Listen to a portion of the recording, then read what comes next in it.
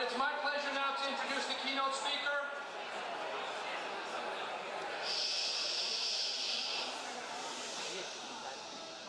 Oh, that does work. Well, in the 2 years since Dr. Faisel Syed joined the team at Tampa Family Health Center, there you go.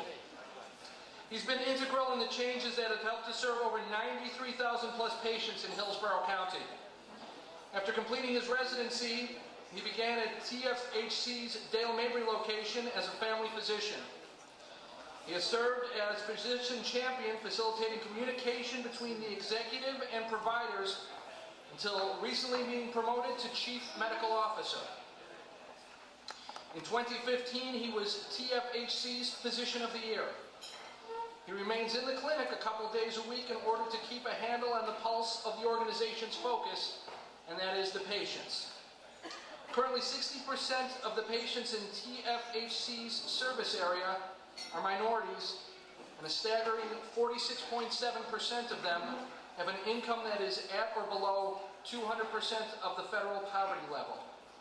He's also the recipient of the 2014 Humanitarian and 2014 True Grit Awards. We promise that there is a lot more to him than just that. So, again, it is my pleasure to introduce our keynote speaker, Dr. Faisel Syed.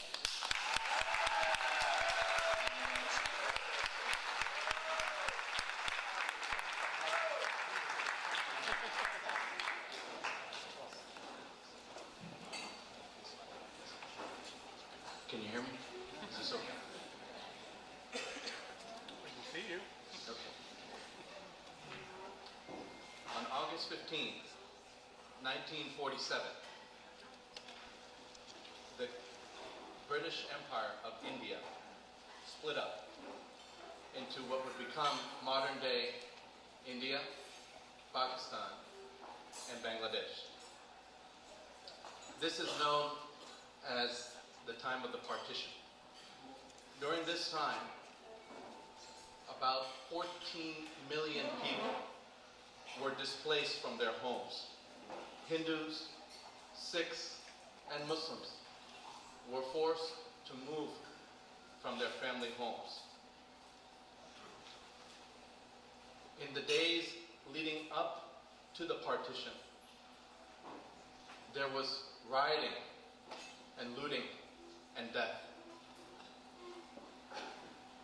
This movement of people is the largest mass migration in human history. And in the days leading up to the partition, up to 2 million people were killed because of religious genocide. My grandfather was an accountant in Delhi during this time. Like his father before him, he had no concerns about raising a Muslim family in a Hindu neighborhood. But that all changed very suddenly during the time of the partition, where borderlines weren't determined until even 1 or 2 days before. Most of the few Muslim families in that neighborhood were either killed or escaped during that time. But my grandfather was saved by his Hindu neighbor. His Hindu neighbor came and gave him a hat that was worn by Hindus. And because of that, my grandfather was able to escape from Delhi and migrate to Pakistan. It was that single act of kindness that not only saved my grandfather's life, but it secured the future generations. I'm here tonight to share with you all some of the stories and events that have shaped my life. My name is Faisel Syed. I'm the Chief Medical Officer at Tampa Family Health Centers. I grew up in a Muslim family where we celebrated all holidays, including Christmas and Easter. I have fond memories, even becoming a teenager, going to the synagogue to celebrate bar mitzvahs of my very close friends. As a result of that, it is difficult for me to identify with or follow any one particular organized religion. You see, my parents, who are sitting at that table right there,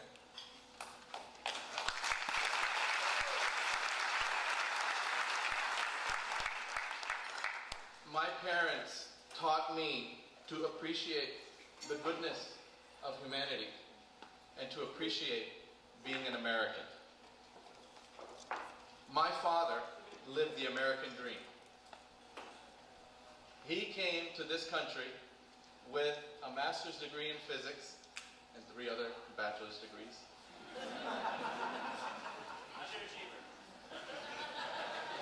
And with that, he was able to get a job fixing Emerson radios for about $100 a week. And I don't know if some of you may recall the Emerson radios with the 8-track player and the cassette and the turntable. His job was to repair those, but he didn't just repair them. He modified them. He made the sound quality better. He made them run more efficiently. And he worked for a little old Jewish guy in New York who told him, he said, "Syed, I pay you to fix these radios, not make new ones." And he saw more in my father than what my father was doing at that time. And he said, "You know, I have a connection at AT&T Bell Labs." Now, AT&T Bell Labs was considered the think tank for the nation. That's where the silicon chip was invented. And he said, "Look, I can get you an interview over there, but whatever happens, happens." So my father went to interview at AT&T Bell Labs for research and development. And there he got the job, working with a handful of engineers, where all of his ideas could be patented. He went from making $100 a week to $1,000 a week, just like that. Changed his life, changed all of that.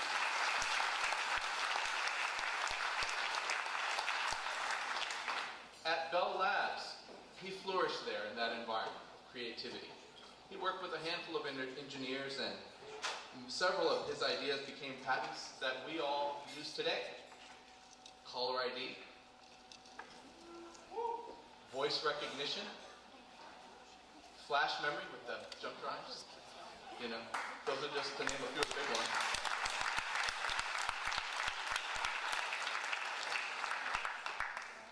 It was a challenging environment. Just imagine to be in that environment where the President of the United States says that he wants a functional public application of voice recognition before the presidency's over.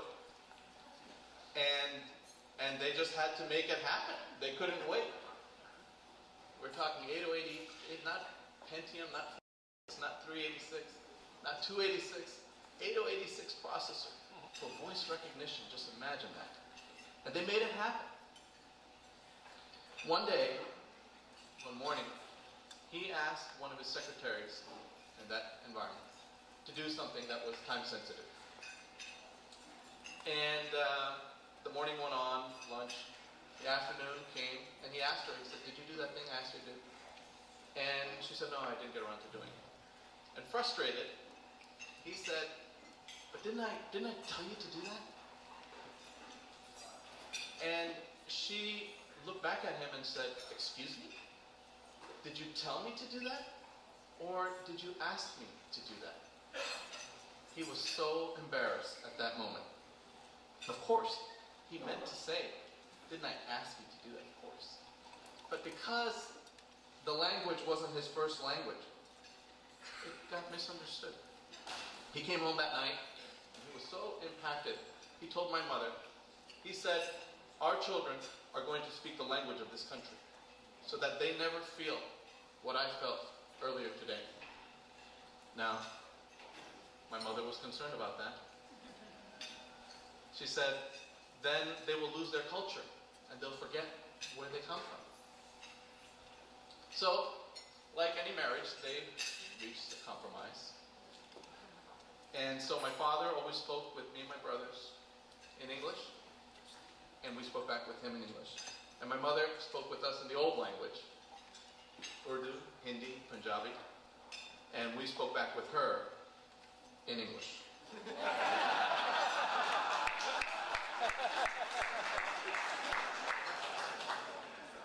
Growing up, I remember being around children whose first language wasn't English.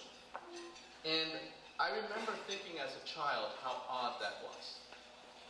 Because there were so many misunderstandings. You know, kids don't talk proper with you. We talk in slang. And there were so many misunderstandings that could have been easily avoided if we all just spoke the same language. And speaking about speaking, I myself didn't start speaking till I was 4 years old.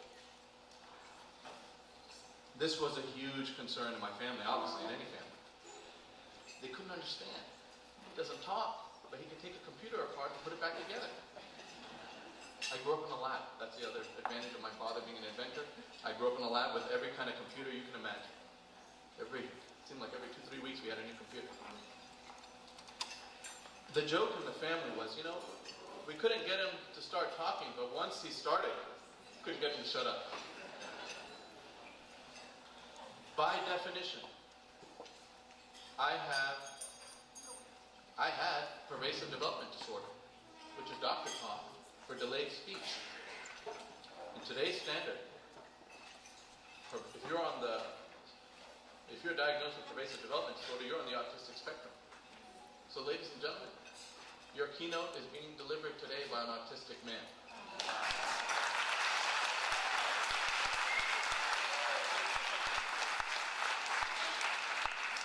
I share this with you because both my sons have delayed speech. My older son didn't start speaking either until he was 4 years old. Now this drove my wife nuts. But my mother wasn't worried. She said, Faisel didn't start speaking until he was 4. And he turned out just fine. And my baby, I have a 3-year-old husband, also had delayed speech. Both my children are diagnosed with autism, and they're both doing just fine.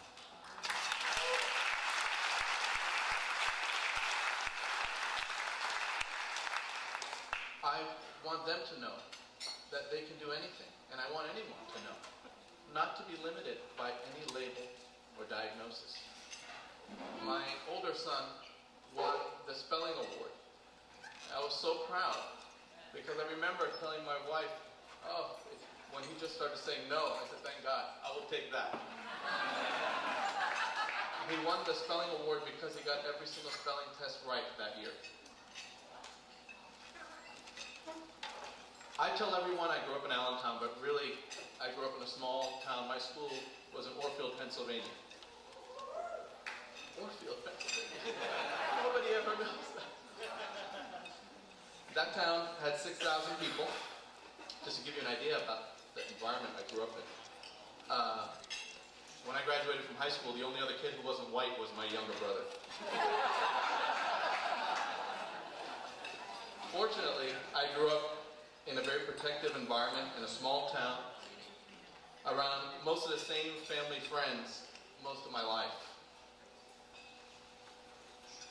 Unfortunately, on September 11th, one of my very close friends, Mohammed Salman Hamdani, was killed trying to save people from the Twin Towers.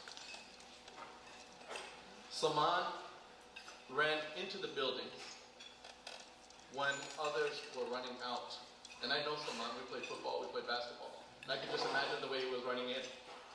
He was a pre-med student, EMT worker, and a police cadet. Just an amazing guy. Amazing guy. He loved Star Trek. He was a Jedi. On his license plate of his car, it said Jedi. Soon after the attacks, signs were posted around his neighborhood asking if anyone knew about his whereabouts. Why?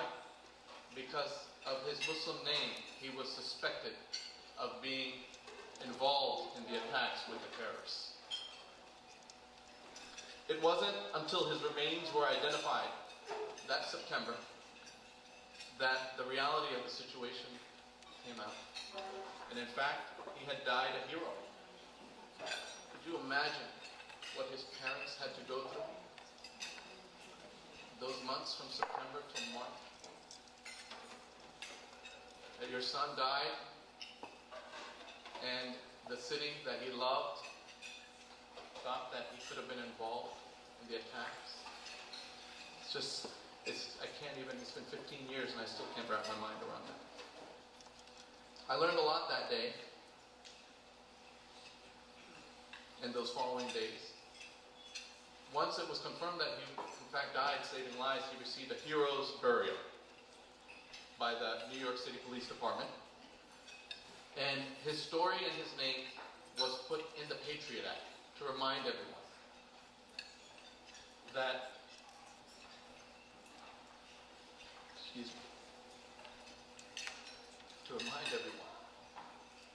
not to judge just by a label. I learned about evil, like most of us did that day, the obvious evil with the attacks that were perpetrated. But I learned that evil exists in many forms. I learned that what was said about him after those attacks was evil in itself. And not confronting evil is both cowardly and evil in itself. That, amongst many other decisions, helped shape my decision to go to medical school. While in medical school in the Dominican Republic, I learned to do a lot with a little. You can imagine how scarce the resources were in the public hospitals there. My God. I remember now having to make tourniquets out of latex gloves, finding any kind of cloth or cotton or fabric to stop bleeding. On one occasion, I remember how we treated over 500 children in one day, all different sorts of illnesses. It came out to about 20,000 pesos. And 20,000 pesos translates to about $600. And I remember that day my mind was blown.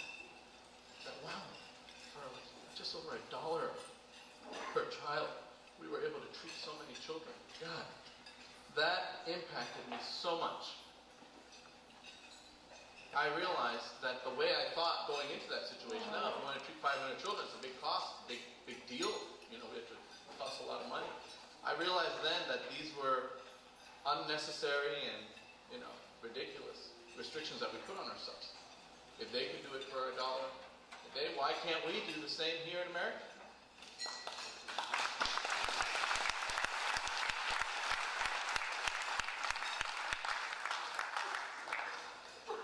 I came to Tampa because of one man and his wife, the CEO of Tampa Family Health Centers, Mr. Charlie Bottoms and Annie Bottoms. Charlie's here. He's sitting in the table right now.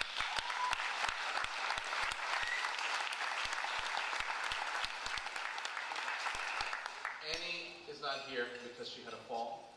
She got hurt. But I spoke with her literally just right before I walked in. And she said, please ask someone to record it so I can watch it later. Charlie saw something in me when I came here. And I didn't realize it at the time, but I see it now.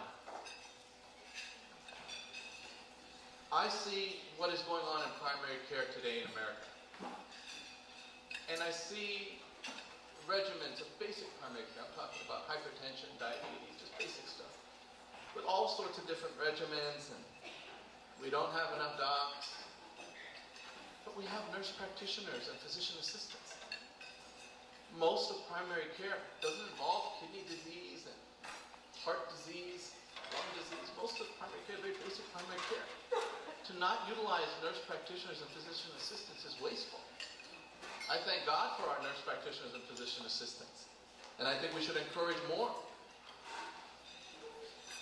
I have written algorithms for hypertension and diabetes, simplified, with 2 pills, 3 medications, that will control more than 90% of blood pressure and diabetes.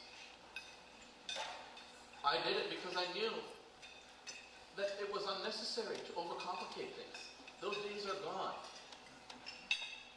We need to utilize nurse practitioners and physician assistants. My name is not on any of these algorithms. I've shared them all over the city and all over the state of Florida.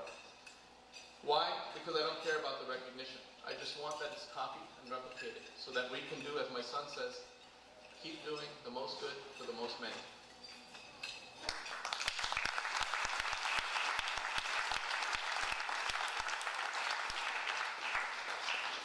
I truly feel blessed to be the Chief Medical Officer of what's the largest health center in the state of Florida and one of the largest in the nation. We see over 1,200 patients per day. We don't care whether or not they have insurance. About 60% of them have insurance, 40% of them don't. But still, almost half of them are unfunded. And people ask me, what's your secret? How can you do that? And I said, that's simple. Ask my CEO. And he'll say, well, that's easy. We just treat them all the same, regardless of whether they have insurance or not. Just because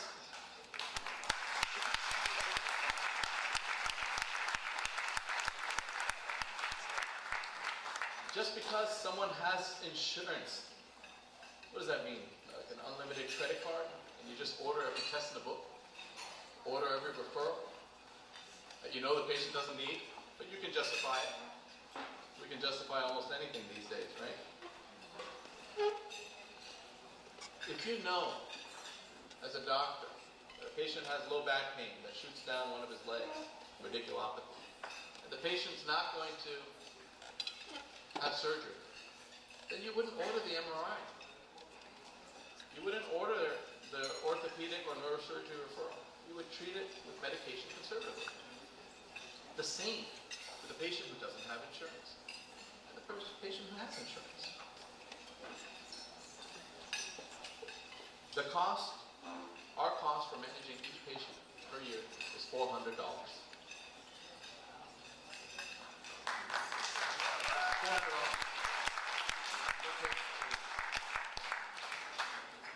That's what we're doing here in Tampa, guys. Our healthcare system is in such a state of limbo. Someone with a tooth infection goes to the emergency room. He doesn't have insurance. He'll go to the emergency room, he's got a tooth infection. He gets a prescription, a paper prescription for amoxicillin. Now, he takes that prescription to Publix or Winn-Dixie, where amoxicillin, among 4 other antibiotics, are free to anyone. That doesn't make sense to me at all. He went to the emergency room. That cost over $1,000 to the system that he's probably not going to pay.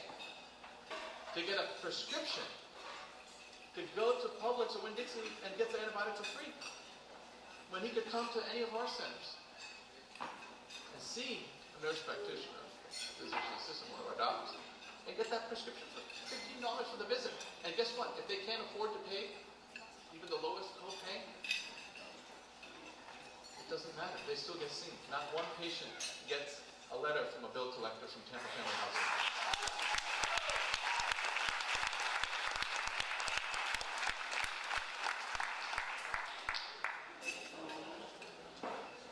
You know, I cannot judge that person that utilizes our emergency room services like that. That person who's in complete desperation with an infection,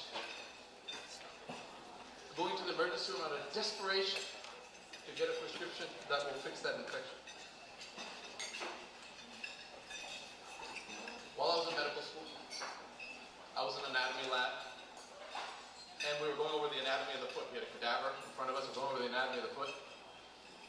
And my professor said, if you ever have an African man or an Asian man with a mole on the bottom of his foot, assume that is cancer until proven otherwise.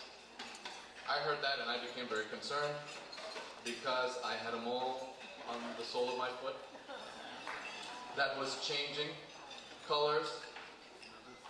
And I stopped the lecture and I said, Professor, I took my shoe and my sock off. And she said, you better get that biopsy today. And she actually made me leave class to go to the hospital to get that biopsy. Soon thereafter, the lymph nodes on that side of the leg started to become enlarged.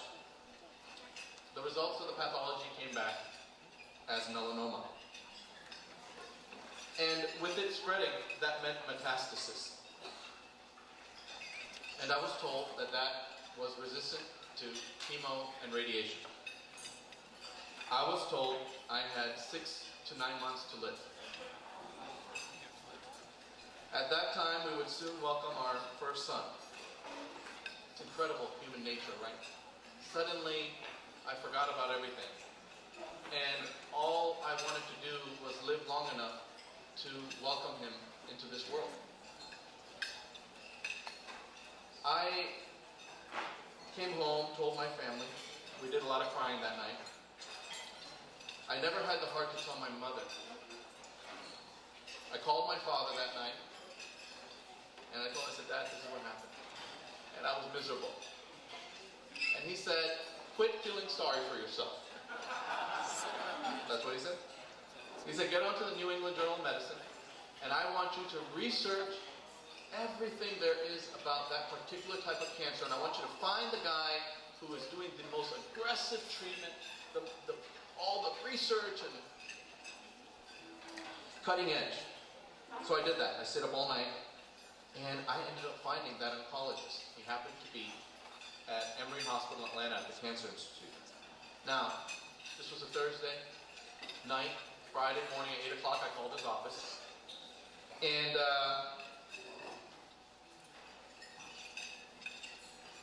his office manager told me, he said that, he's got patients from all over the world. This is May.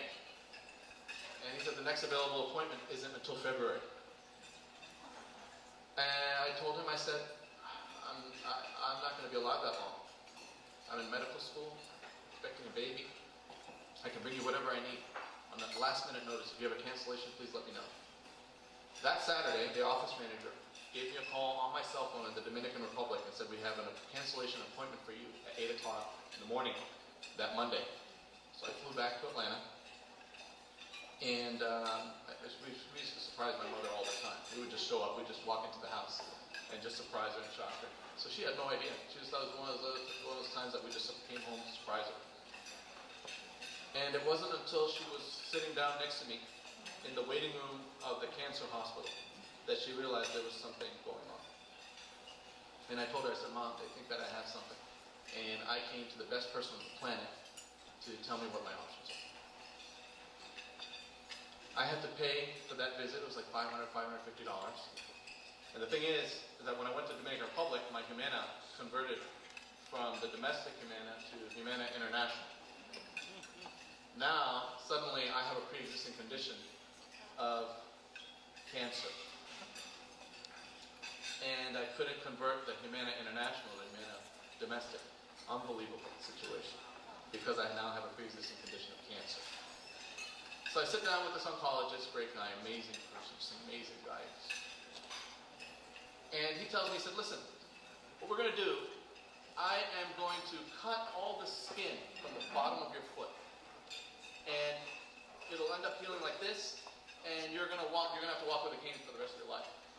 And I remember saying to him, I said, Doc, you can take the whole goddamn leg, I don't care. I'll learn how to dance with a stump. I swear to God. I was so desperate. He told me, he said, you need to get insurance. You gotta go to Medicaid, apply for Medicaid and get some insurance, because the experimental treatment, the radiation, chemo, all this is very expensive. I went to Medicaid and I applied, and they said they denied me right on the spot. In front of my mother, she was hysterical. They said, we got to wait for it to become a disabling condition. I said, by the time it becomes a disabling condition, I'm going to be dead. So I started calling up all my relatives. I need money. And they all told me, I said, just find out how much it's going to cost and we'll do whatever we can to try to help you. I was in such a desperate state of mind, I can't begin to tell you. So I went back to the hospital and I spoke with one of the financial officers there and I said, look at my situation, I'm just scared. She went back to the doctor, told him the situation. We got denied for Medicaid and the whole story, and he ended up going to the hospital. The hospital got operating room. They got the medications. He offered to do the procedure without charge. He found an anesthesiologist who wouldn't do it without charge. 2 nurses who said they would sit through the procedure. And I ended up getting the procedure done at no cost. That night, he called me on my cell phone. And he said, Faisel, it's not cancer. And I said, what? He said it was a misdiagnosis. There's just plastic cells at the surface. But it didn't get inside. I said, okay, great. And then I started thinking, I thought, so I don't have cancer? He said, no. I said, well, what about the lymph nodes on my leg? He said, that was from a secondary inflammatory reaction from a botched up first biopsy. Just like when you get a sore throat and your lymph nodes get big. And I thought,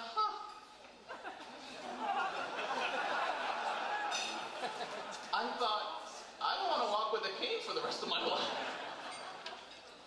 So, I had crutches at the time. And what I did, it was the first day, so I just started putting weight on it so that it would stretch out. And now, you can't even tell that I don't have skin on top of it.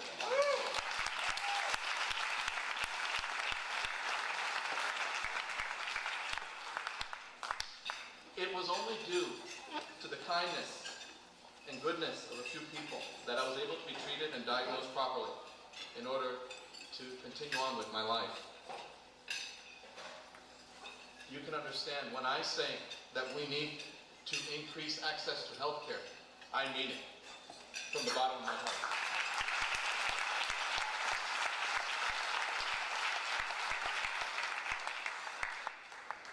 In residency in Columbus, Georgia, while I was on a recall, 2 o'clock in the morning, I got a 911 page. 911 pages are not good at 2 o'clock in the morning when you call. You gotta run. I was running. I ran down, and I came into a situation with a mother who was stoned out of her mind off of 4 drugs, and she was also HIV positive. This woman was so obese that when her legs were spread open, you couldn't see anything. I had to actually have 2 nurses with 4 hands on each side of the fat on her legs to spread the skin apart so I could see the anatomy. That was the situation, and she was stoned. She was all over the place.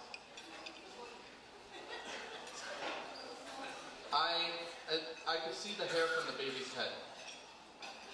And at the time, she was so obese that the ultrasound monitor that we put on the belt couldn't see the state of the baby. So I had to place internal monitor to see the baby was alive, the baby's in distress. And while placing the monitor, the probe flicked, and some of the amniotic fluid, I saw it coming up, and it was one of those situations where you're doing something, and you got 4 heads right here, and suddenly the fluid flicked up, and all their heads went up, and I was still here. And it came, it fell right here on my face, and there was a drop that was right on my outer lip, right here. I'll never forget that. And I finished doing what I had to do, like that, you know. Quickly washed it. And then soon thereafter, I'm looking at this baby, this beautiful, beautiful baby. I thought about the life that this baby is going to live with this drug addict, HIV positive mother. And as I'm looking at him, he wrapped his tiny little hand around my pinky. And I thought to myself, you know, I'm pro-life. But pro-life shouldn't only pertain to the womb. When I looked at that baby's face, I realized then that I cannot say that I'm pro-life. Matter of fact, I am whole life for the entire life.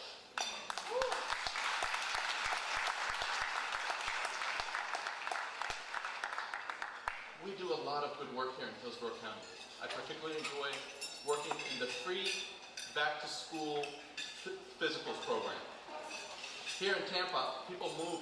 We have thousands of people who move here over the summer from other states, and their insurance doesn't become active until September 1st. But school started this last month on August 10th. And in order to start school, the child needs to see a doctor to get their vaccines updated if they need it, get the paperwork updated, get a school physical form filled out. But these families who don't have insurance cannot take their child to see a doctor. So the kids don't start school on time. There's a delay of a few weeks. I'm proud to be partnered with a group that does free back-to-school physical programs. This last month, in one day, I saw over 200 children. And I saw some things there that I couldn't believe. This is my 5th year doing this. I saw children eating slices of apple. We gave free food to them, free backpacks and all that. And they were eating the apple like it was a special treat. And I thought, that's just an apple. These kids are used to eating these sugary snacks, fast foods. And I thought, God, just for an apple, the way they were eating, the nutrients from that apple was so enjoyable for these children. I couldn't stop and think about, my home, how many apples, my kids, they'll eat a few slices and they'll eat all of them. I saw children wearing mismatched shoes. I couldn't help but notice that. One shoe's bigger than the other, two totally different shoes. Some of the shoes didn't even have shoelaces. Here in Tampa, I met a single mother who told me that she was living in her car with her 7-year-old son before moving into her apartment.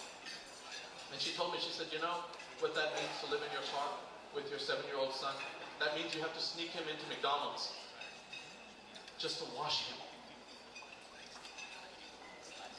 That day, I started to look at children differently. I'm a father. I have 2 children, Hamza and Hassan. Hamza actually was his 9th birthday party today.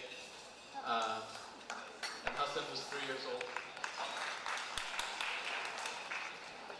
And the love that a father has for his children. It's an unconditional love, right?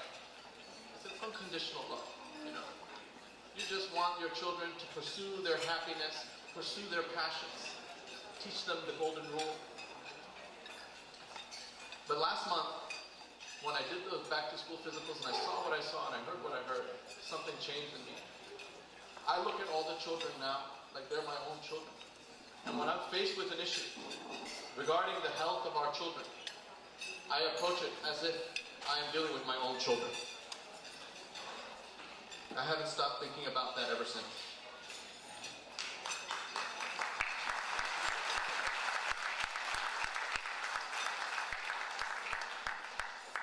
Now, you all know a little bit about me, where I'm coming from, where I'm at. Now let me just end with where I'm going. Let me tell you all that I will not stop doing what I'm doing until every person has access to nutritious food,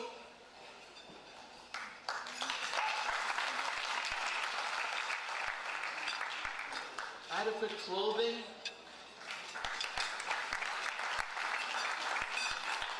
a decent shelter, better than something with 4 wheels, and of course, access to quality health care.